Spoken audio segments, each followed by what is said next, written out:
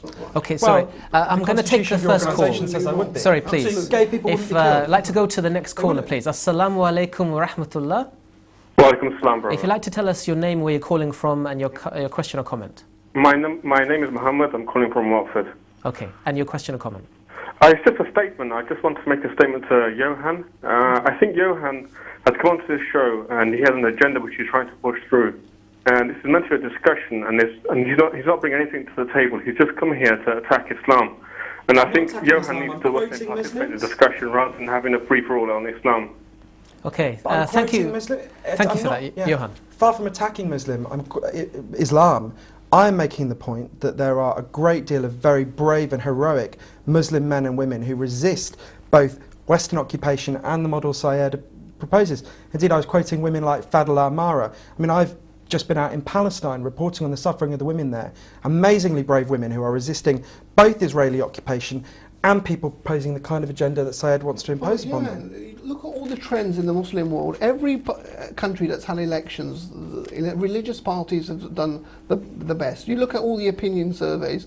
Muslims want Sharia law. They want Islamic governance. Actually, that's let me ask you this question, quoting individual Muslims, which Sajjad, I freely here's a respect. question for you. Could you please point to some sign, some indication that there is widespread support in the Muslim world for what you're calling for Sharia law? Elections in Iraq, elections in Egypt, elections in Bahrain, elections in Jordan, all across the Muslim world, in Pakistan, what you see is parties that are advocating Islam to have a greater role in a country's governance, gaining traction. Everyone recognises from the CIA downwards, probably apart from Johann, that Islamic governance, the trend towards Islamic governance in the Muslim world is increasing.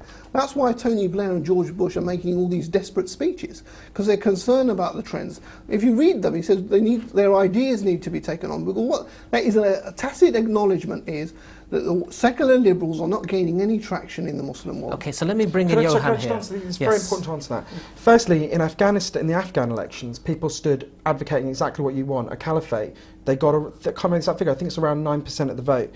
In Iran, there were 2 consecutive landslide victories for Mohammed Khatami, who profoundly opposes what you want. It's only when the Mullah's Supreme Council forbade Khatamiite candidates from standing that Ahmadinejad and people who believe in much more aggressive Sharia law won. In Iraq, people did not vote for people who were in favour of a caliphate. Indeed, the parties that won are certainly more Islamic than me, but they are certainly not in favour of a caliphate. For example, in 2003, a mass movement of incredibly brave Iraqi Muslim women to resist the imposition of Sharia law, and the parliament refused to admit it because they admitted that a vast majority of Iraqi Muslim women did not want Sharia law. Sajjad, I'll bring you in here. Professor Shilbi Talhami, no fan of the Islamic Caliphate, University of Maryland, says the only opposition to the dictators in the Muslim world are the Islamic parties.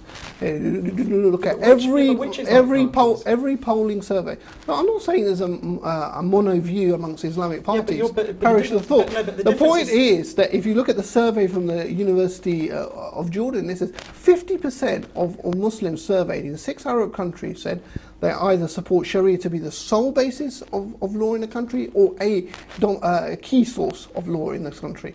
There is an Islamic revival happening in the Muslim world. It doesn't have to be a revival that pits the Muslim world against the West. We don't believe in an obscurantist, a fanatical type state. This is a state, Johann, okay, at the end of the day you have disagreed. This is a state that will nationalise resources like oil, that will attack poverty, that will address housing and deprivation. We are, the first speech that the first caliph made, Abu Bakr, he said, the strong of you in my eyes will be weak, and the weak of you will be strong in my eyes. That is a very clear agenda of redistributing wealth, of stopping the multinationals from looting. So Sajjad, I'm going to let Johann in to comment on these questions. That is a very, very appealing agenda to the Muslim world. But Sajjad, what kind of comfort is that going to be to women who are being stoned to death for adultery, which is in your constitution, women who apostates who are being executed? Sorry, no. Please, one at a time. This is what I'm saying, Johann. You need to study the Islamic Caliphate in its entirety. I've studied your constitution. Yeah, you come on the show, you've learnt by rote 2 articles, you've forgotten about the other 100 or so, which deal with education, which deal with economics, which deal with education, which deal with health, and all the variety of organs that are in the Islamic State. that deals with modern society. So I'm going to let Johann come in here. There's a lot of comments that have come up here, if you'd like to respond. Well, firstly, you're saying that the success of Islamic parties is a sign of people wanting an Islamic caliphate under Sharia law. That's not true. If you look, even Hamas, I was recently out there, do not want to imminently introduce Sharia law because they know that a majority of Palestinians don't want it. But you won't even speak to Hamas, an elected government, or British government, and the Western government. I've argued that the government would. I'm not the British government, in case you noticed. I had noticed, actually. But, sorry, I'm gonna take the discussion onto another point, and this is this. If we consider this to be a neo-colonial, neoliberal, imperialist agenda, which some have called it, to say that the values must be spread through weapons, through F-16s, as Sajjad said, isn't there a huge tension between being a domestic democracy and then foreign affairs being imperialist? Isn't there that, Johann?